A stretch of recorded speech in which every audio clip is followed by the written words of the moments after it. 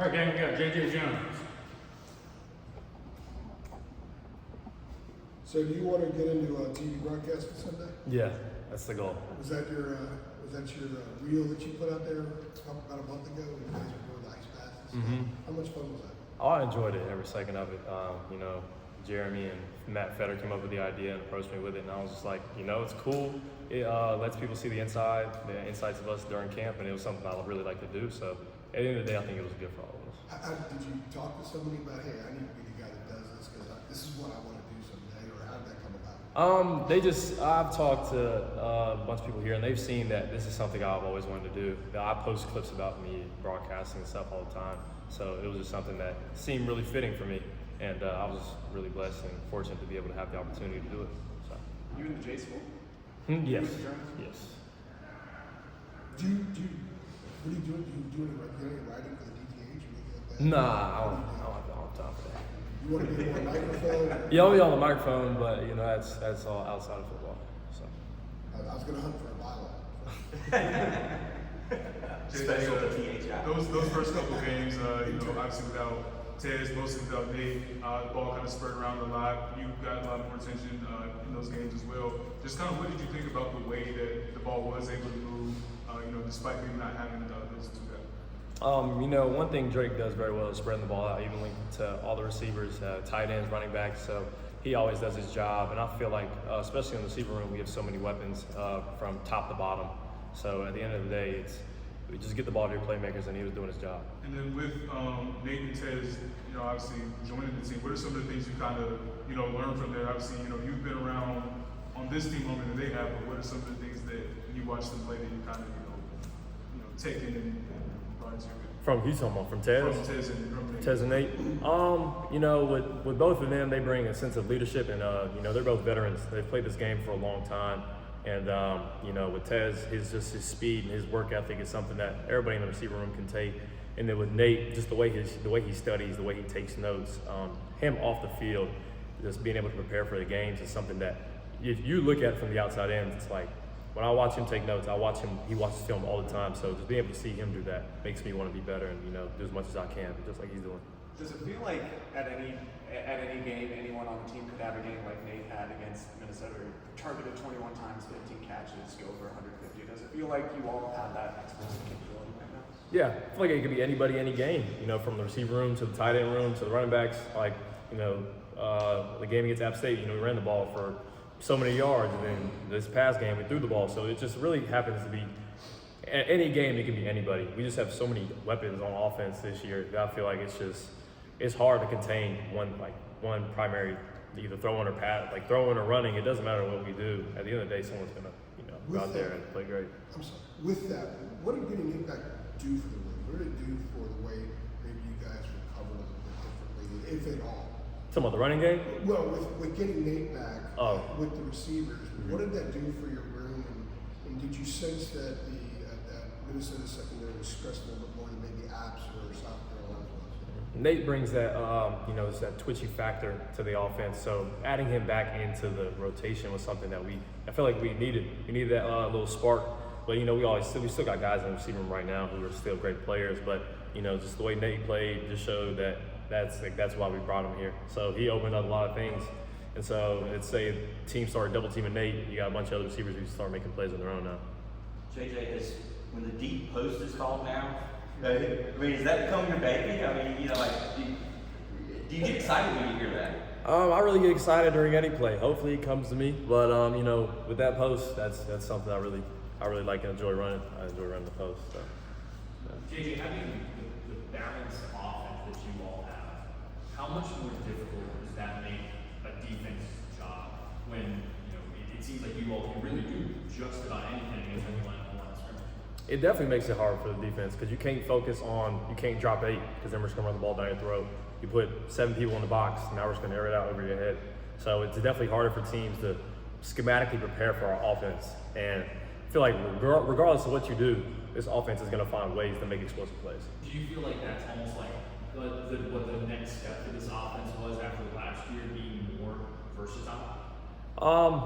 I feel like Coach Lindsey brought his own demeanor into the run game this season. So I feel like, yeah, we started to run the ball a little bit different than last year, but I feel like he and, you know, Coach Clements and the rest of the running staff, you know, our goal this year is to run the ball down your throat.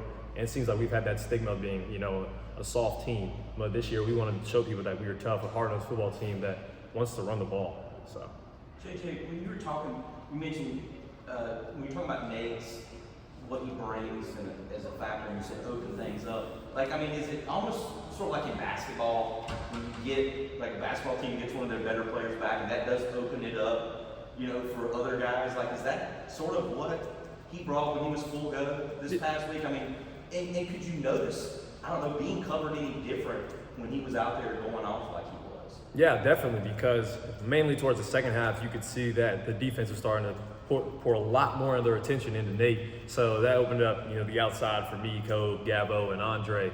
So it was really like I said before, it opens up a lot of things on the outside because you got him in the slot, and then you can move Kobe from outside to inside. So, and then you can put Nate outside too. So especially something that Coach Gallagher makes us really learn is learn every position. So like if Nate goes outside, I can go inside or whatever. So it opens up a lot of things just anywhere on the field.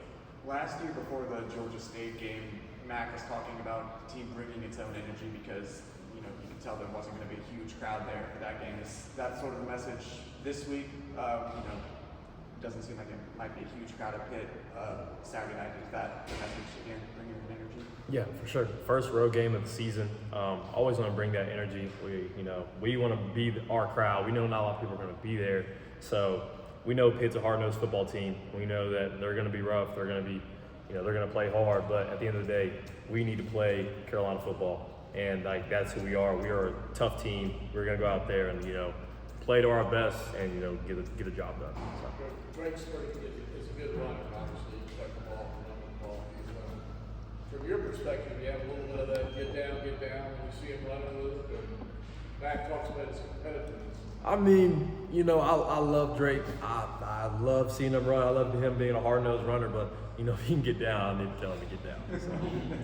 That valuable to the team. Yeah, you know, but, you know, he's going out there and competing every day. He loves playing football, and you can tell, like, the plays he makes, like the one when he dove or, like, in the past few games, you can tell that's how much he loves us. That's how much he loves the game of football. So I appreciate it, but, yeah, he needs to get down. JJ, how, I mean, you guys are 3-0.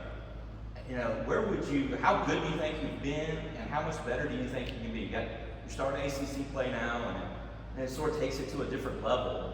These teams know each other, you know, that type of thing. Like, where do you think you have been through 3 games, and where do you think you all can take this thing? Like you just said, we're 3-0, but there's so much things that we can fix on the offense side of the ball, and like that's how scary it is. The potential of this offense, what we can do, I personally believe can be one of the top offenses in the country.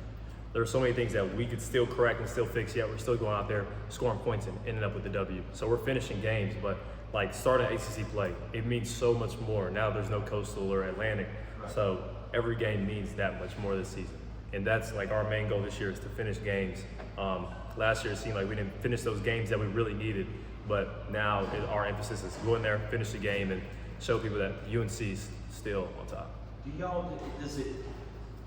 Does Georgia Tech and NC State, like you're saying, the late last season finish in the ACC, does that still sort of leave a bad taste, or do you all still think about that in terms of like a motivating type thing? Somewhat. We try not to think of the past at all. We try to mainly focus on the upcoming games. Like right now, we're just focused on Pittsburgh.